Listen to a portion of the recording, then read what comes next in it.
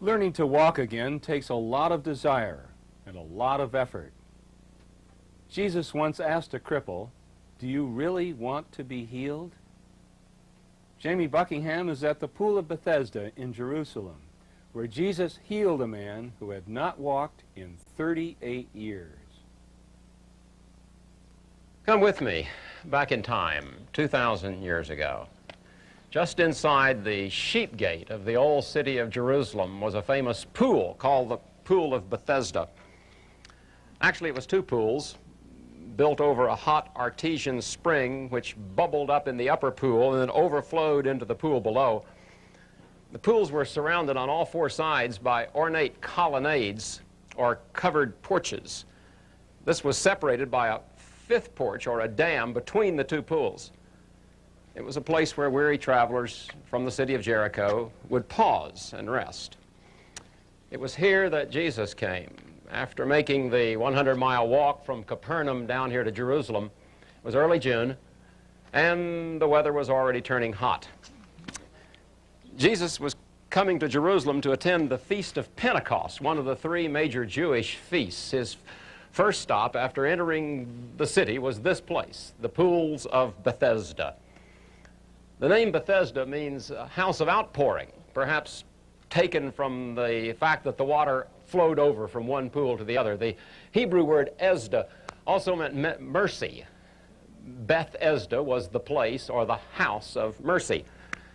The name still has deep meaning in the healing ministry because this was more than a place of rest. It was a place of healing.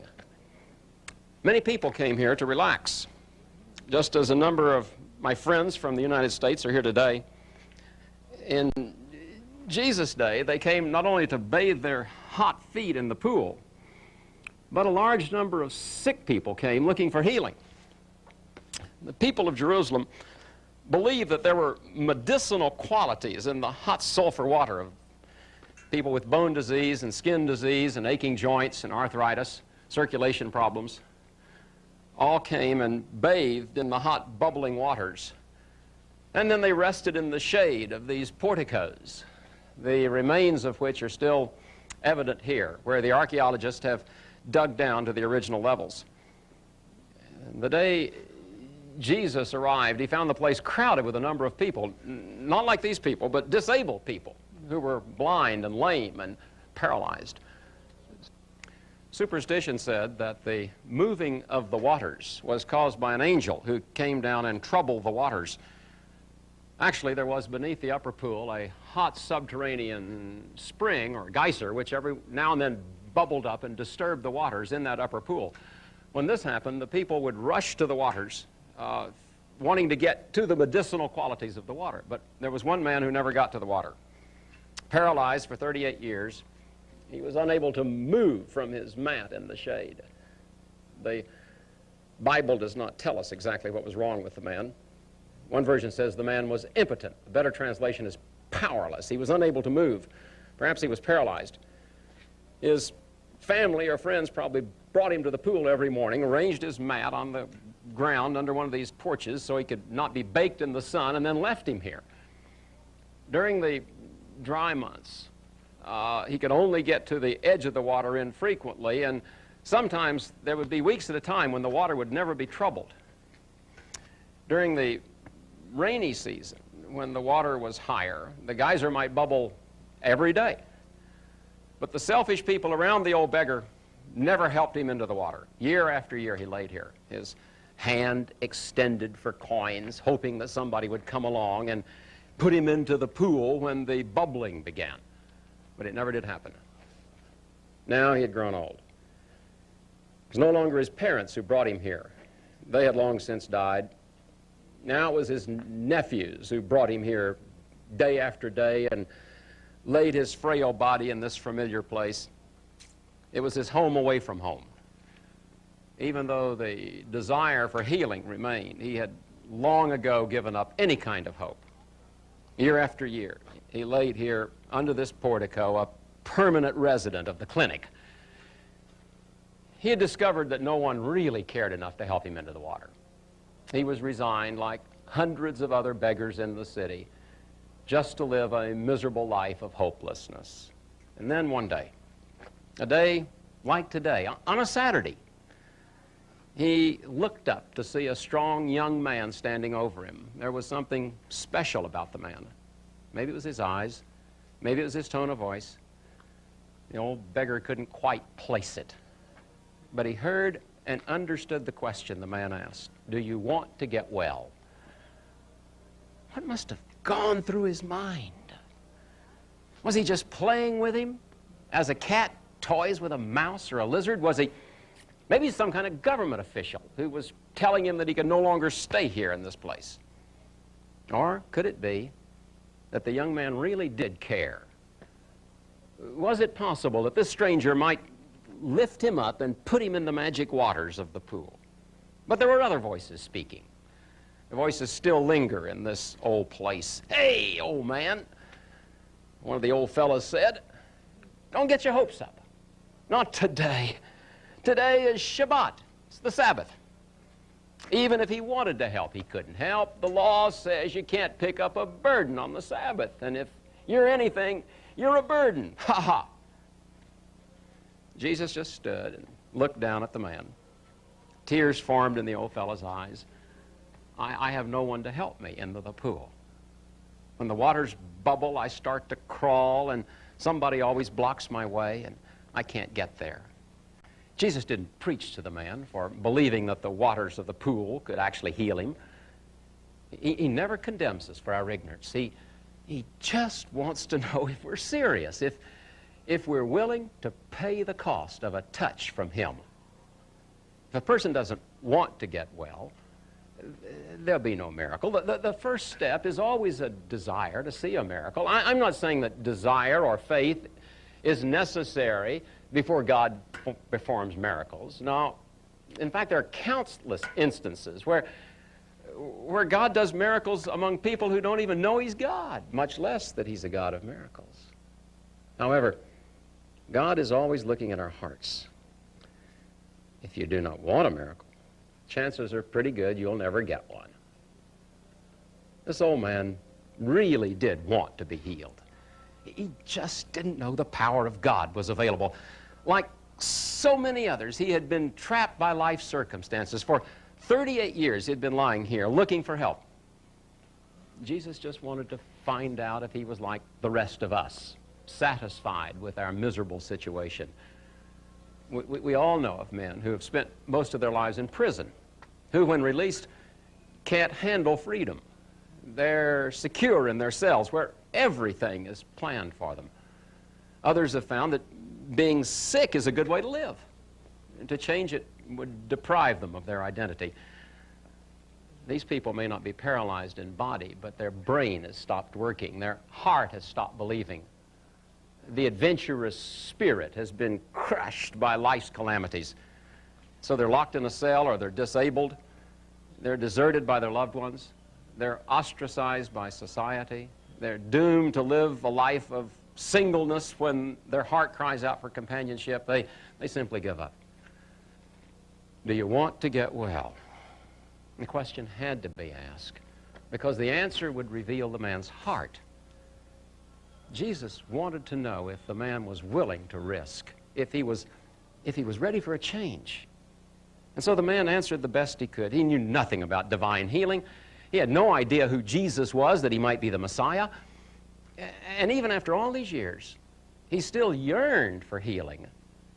He only had faith to believe that it would come if somebody put him in the water. But that was enough for Jesus. And so smiling and gesturing with his hand, Jesus just said, get up, pick up your bed, and walk.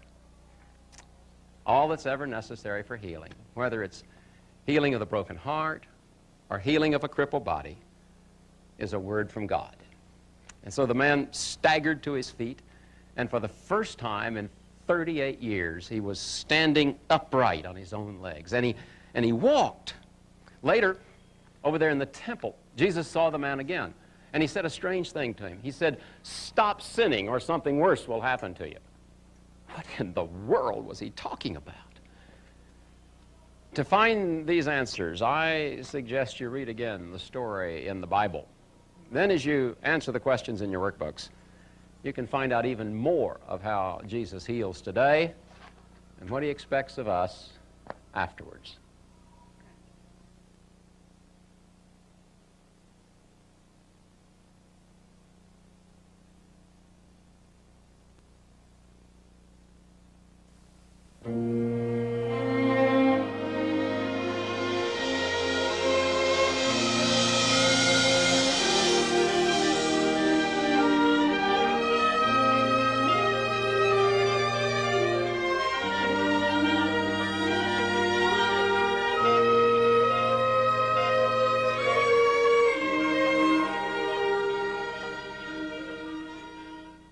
For some blind people, aside from a miracle they'll never see, Jamie Buckingham is at the pool of Siloam, where Jesus gave sight to a man who was born blind.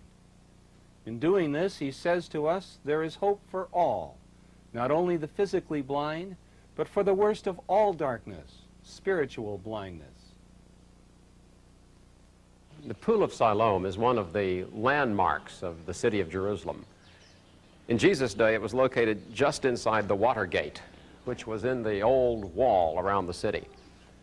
This gate opened out over the Kidron Valley. There, deep in the valley, at the foot of the city of David, was the spring Gihon. This morning, I'm standing at the place where the water from that spring flows into the old city of Jerusalem. It has come under the old wall and into this pool of Siloam.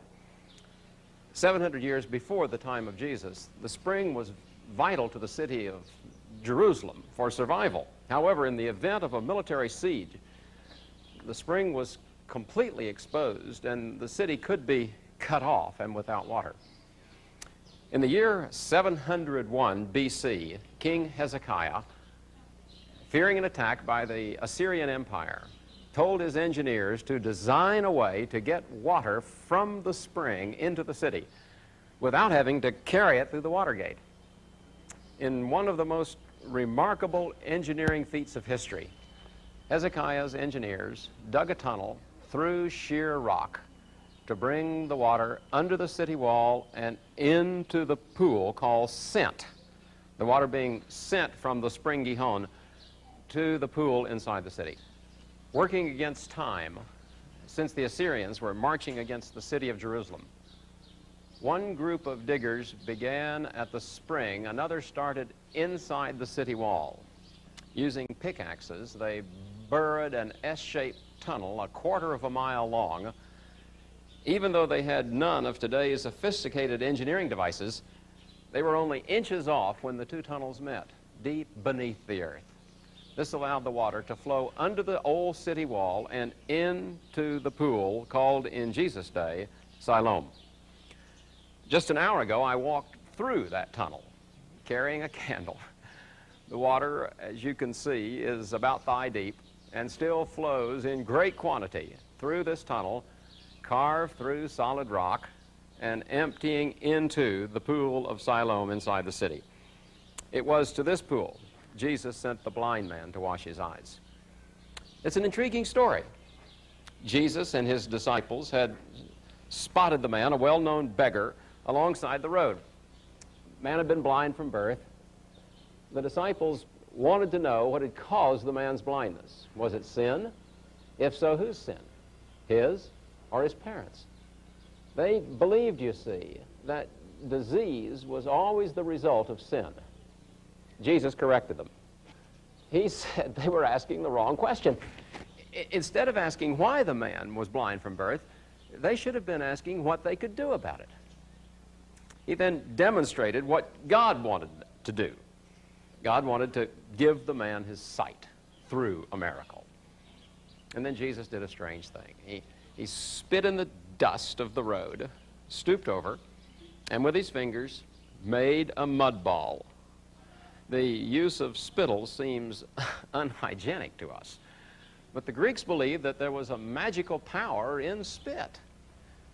Jesus, however, instead of licking his fingers and touching the man's eyes, spit on the ground. It was as if to say, your belief in magic will cure no one. Let me show you how God does it. And then he smeared the mud over the eyes of the blind man and told him to grope his way to this place and wash the mud from his eyes, and he would see. That act, too, had special meaning for the Jews. It was from the pool of Siloam that the priests drew water for their ceremonial cleansing in the temple. When Jesus sent the man here to wash the mud from his eyes, he was working inside the framework of the customs of the days. There was one significant difference, however. When the Jews washed with ceremonial water, they remained the same. When this man washed, he came up seeing. The difference was the touch of Jesus.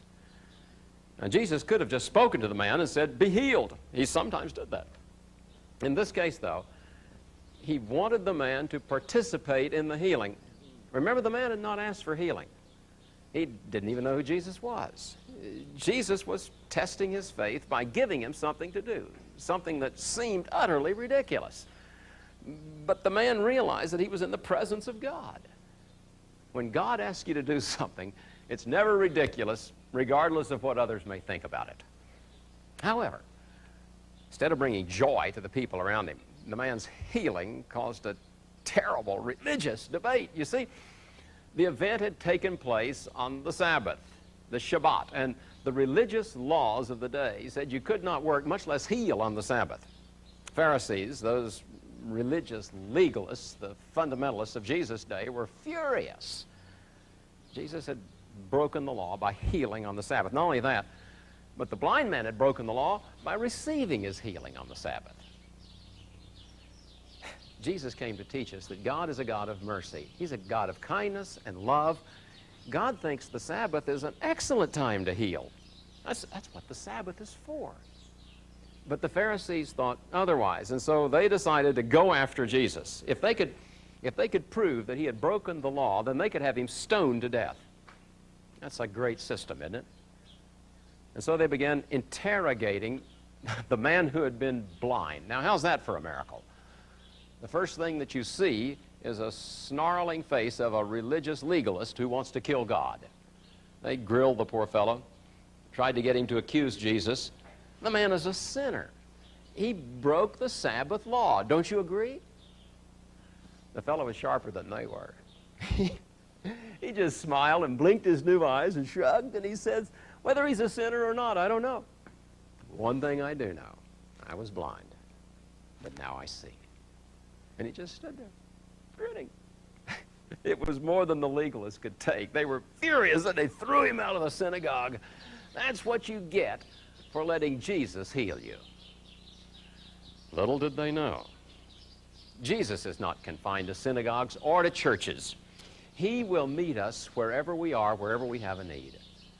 And so, returning to this place, Jesus found the man kneeling here on the curb, looking at his reflection in the water. Then, standing behind him, the man saw the reflection of another man, a face so perfect, so kind, so wonderful, he could only gasp. The second man spoke, and he recognized the voice. It was the voice of the miracle worker. Do you believe in the Son of Man, the Messiah? Who is he, the man asked. Tell me so that I may believe in him. Remember, this is the first time the man had seen Jesus, although he had heard his voice, but he had been blind then. Jesus says, you've now seen the Son of God. In fact, he's the one speaking to you. And suddenly, the man received a second sight. Not from physical blindness, but this time from spiritual blindness. Lord, he said, I believe. Turning, bowed his knees before him, and worshiped Jesus. You know, it's one of the few times Jesus came right out and said, I am the Messiah. But the occasion was so pure, and the man's desire so untainted, that Jesus felt safe in saying, you're looking right at the Son of God. Knowledge demands action. The Pharisees knew the law, but by not acting on it, they had disobeyed God. They were what they accused others of being, sinners. The former blind man did not know the law, but he knew Jesus. As a result, he received what the religious legalist missed, God's blessing. As you study this remarkable story in your Bible, ask yourself if you're like the Pharisees, upset over Jesus and his different ways, or are you like the man at the pool of Siloam? This one thing I know, I was blind, but now I see.